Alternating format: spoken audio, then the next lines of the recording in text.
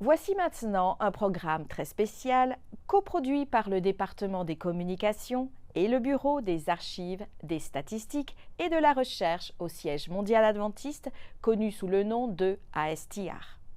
L'épisode de ASTR que nous allons découvrir porte sur The Early Adventist Mission in Spain, en français, les débuts de la mission adventiste en Espagne. ESDA s'intéresse aujourd'hui à deux des premiers missionnaires adventistes en Espagne, les frères Frank et Walter Bond. Accédez gratuitement à cette histoire et à fourre-tout-en autres articles sur encyclopedia.adventist.org. Frank et Walter Bond étaient deux des 11 enfants des fermiers James et Sarah Bond qui ont accepté le message adventiste au début de l'adventisme, vers 1870. Sur l'écran, nous pouvons voir la famille Bond. Frank est le plus grand au dernier rang et Walter est à sa gauche. Frank et Walter sont tous deux diplômés de Hillsborough College, le précurseur de l'actuel Pacific Union College, en 1899. Après leur diplôme, ils sont allés à Phoenix pour vendre des livres adventistes à la population hispanophone.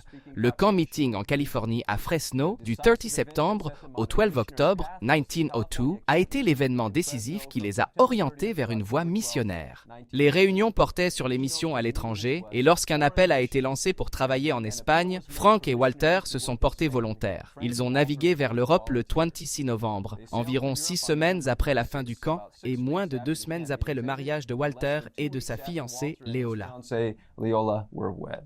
Pour regarder l'épisode 15, ASTR présente Early Adventist Mission in Spain, rendez-vous sur la page officielle de l'Église adventiste sur YouTube et recherchez ASTR et This Week in Adventist History.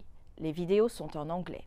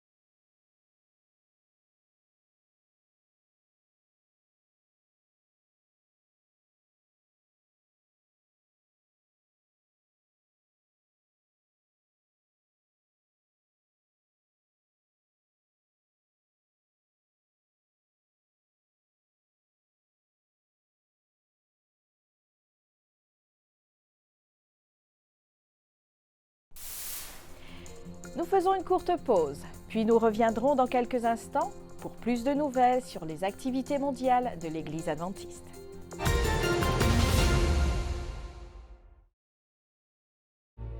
Be cheerful no matter what.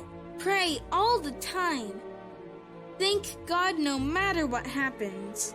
This is the way God wants you who belong to Christ Jesus to live. Qu'est-ce que les oies nous apprennent sur Dieu ? Tout ce qui se trouve dans la nature peut révéler notre Créateur.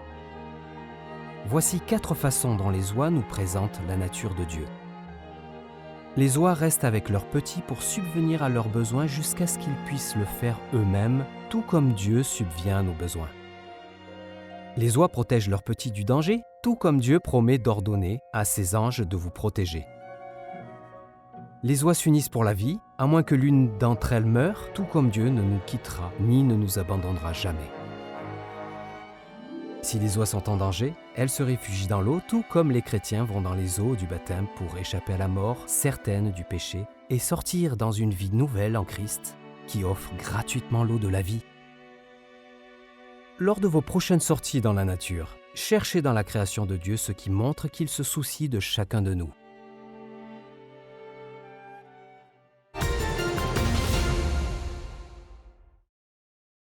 La vidéo suivante montre la lutte entre le bien et le mal pour la domination de l'humanité et la victoire du Christ dans cette lutte. Hope Channel Inde nous en dit plus.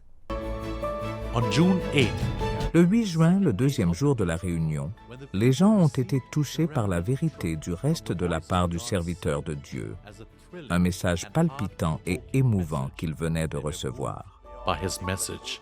The message touched Le message a atteint les cœurs de 800 à 1000 personnes rassemblées pour recevoir le message.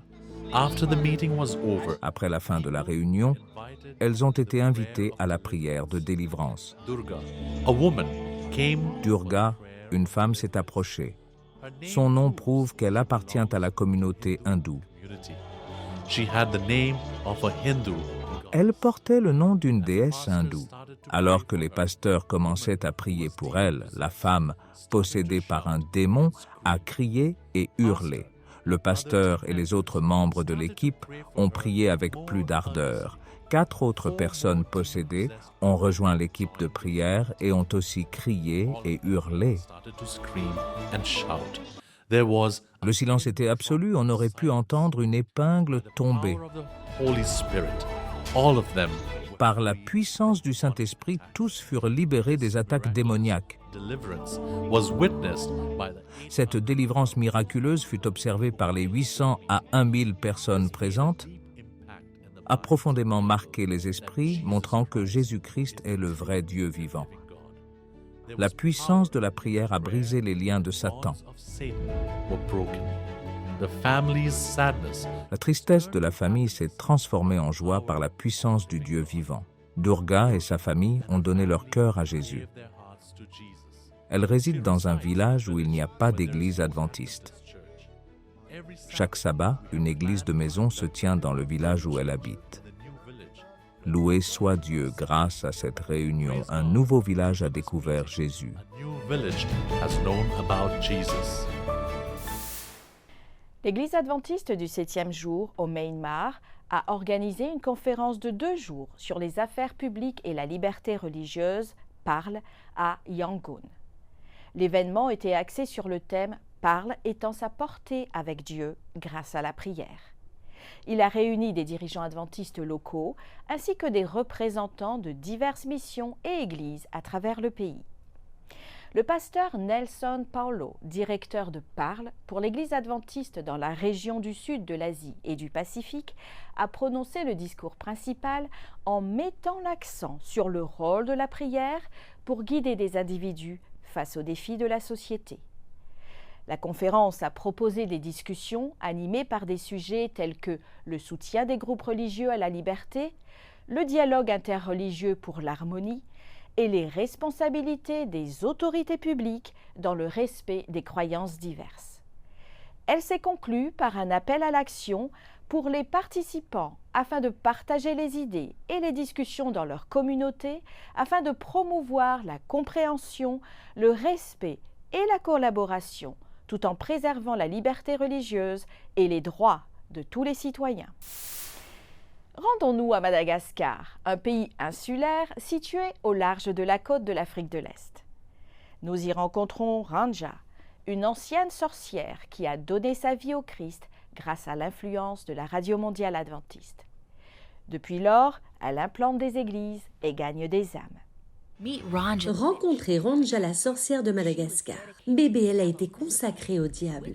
La sorcellerie l'a rendue influente. Les villages l'ont engagée pour empêcher les voleurs de vaches de s'emparer de leurs troupeaux. Même si j'étais très puissante, que je pouvais guérir les gens, fermer la gueule des crocodiles et stopper les balles, j'étais malheureuse. Lorsqu'elle écoutait la radio mondiale adventiste, les mauvais esprits n'avaient pas d'emprise sur elle. Elle a appris que Jésus est le pouvoir suprême. Après son baptême, elle a fondé 3 églises adventistes. Une sorcière jeteuse de sorts est devenue une gagneuse d'âmes planteuse d'églises. Advent Health et les Orlando Magic, l'équipe de basket professionnelle d'Orlando, se sont associés pour rénover 20 terrains extérieurs à travers la Floride centrale aux États-Unis. Tom Johnson nous parle de l'une des rénovations en cours dans le cadre de cette initiative. Bonjour à tous, je suis Tom Johnson. Faisons un tour dehors et jouons au basket. Voici le terrain de basket du parc Lee P. Moore Park de Sanford. Advent Health s'est associé au Orlando Magic pour le remettre en état pour la communauté. Il s'agit du 3e des 20 terrains de Floride centrale. Nous travaillons avec le Magic pour le rénover. L'objectif est simple. Encourager les enfants à sortir, à jouer, à faire de l'exercice et à être en bonne santé. En fait, il s'agit avant tout de notre mission, la mission d'étendre le ministère de guérison du Christ. Et c'est vraiment ce que nous faisons ici, en collaboration avec le Magic d'Orlando. L'Église adventiste en Amérique du Nord partage le message du Christ sur son territoire et dans le monde entier grâce à des initiatives qui apportent aide, espoir et salut. Grâce à ces initiatives, telles que le programme proposant des micro-abris dans l'Oregon, les adventistes répondent aux besoins en logement des sans-abri. À Tillamook, dans l'Oregon, l'Église adventiste locale s'est associée à une autre organisation pour mettre à disposition des micro-abris pour ceux qui quittent la vie sans abri. Ces maisons qui mesurent plus de 2 mètres sur 3 sont construites pour être facilement transportées. Elles comprennent un lit, un bureau et un espace de rangement, ainsi que l'électricité et le chauffage. Les micro-abris répondent à la crise du logement à Tillamook, où de nombreux résidents ont du mal à trouver un logement abordable. L'Église propose aussi des douches et une laverie gratuite en libre service. Plus de 20 jeunes Américains âgés de 18 à 28 ans ont aidé en tant que bénévoles à la construction de l'église adventiste du 7e jour d'Iscochaca, dans le sud du Pérou. Les volontaires, entre autres, ont posé des blocs de ciment pour édifier les murs et déplacer des matériaux de construction. De plus, en l'espace de 2 jours, ils ont traité plus de 300 patients en offrant des examens de médecine générale, des nettoyages dentaires, des examens ophtalmologiques et des conseils pharmaceutiques. Consacrer du temps et des ressources à la construction de petites églises dans les communautés les plus vulnérables est un acte de générosité des étudiants nord-américains qui voyagent dans différents pays grâce au programme des volontaires de Maranatha International, un ministère de soutien de l'Église adventiste du 7e jour. Sur une rue animée le long de la côte du Monténégro, un restaurant végétalien appartenant aux adventistes se prépare pour l'affluence du déjeuner. Exploiter un restaurant comme celui-ci offre l'opportunité de discuter avec les clients sur des sujets variés. Les clients non seulement apprécient un repas sain et nutritif, mais ont également la possibilité d'en apprendre davantage sur Jésus.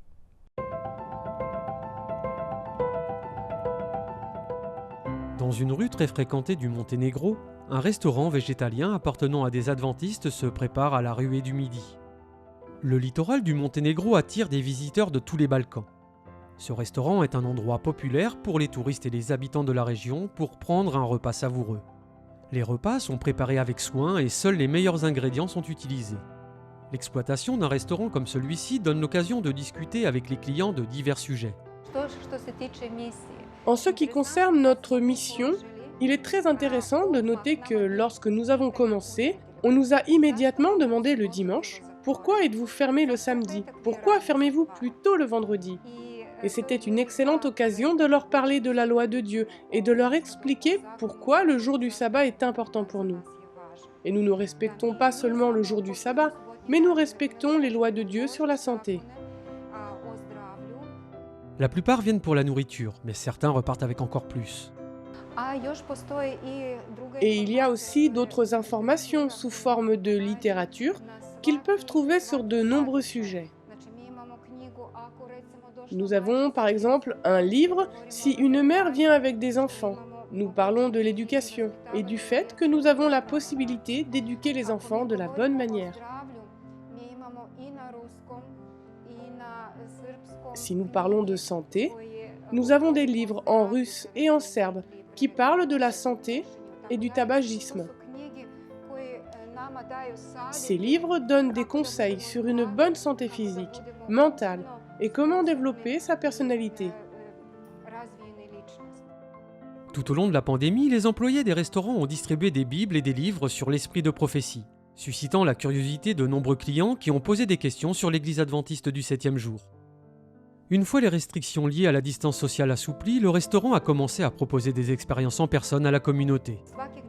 Toutes les 2 semaines, nous organisons des cours de cuisine où ceux qui viennent peuvent goûter et voir comment les aliments sont préparés. Ils ont la possibilité de participer à la préparation et nous leur expliquons pourquoi cette nourriture est bonne pour eux.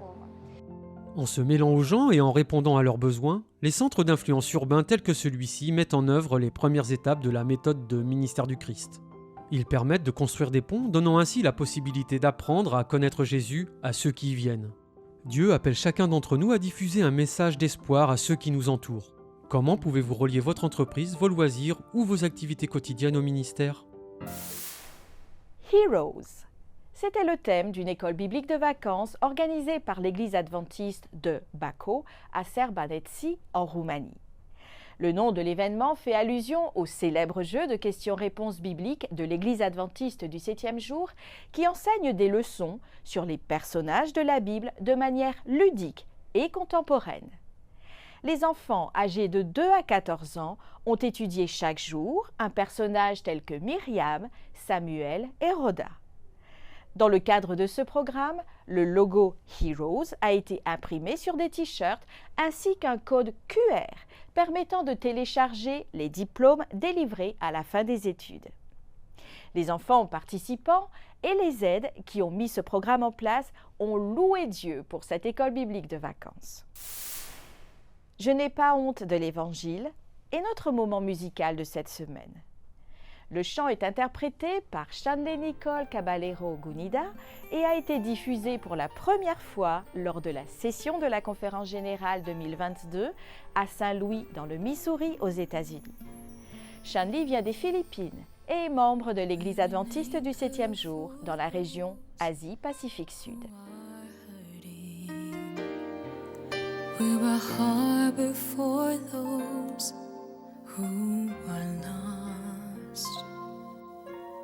Sometimes it's not always easy bearing Calvary's cross.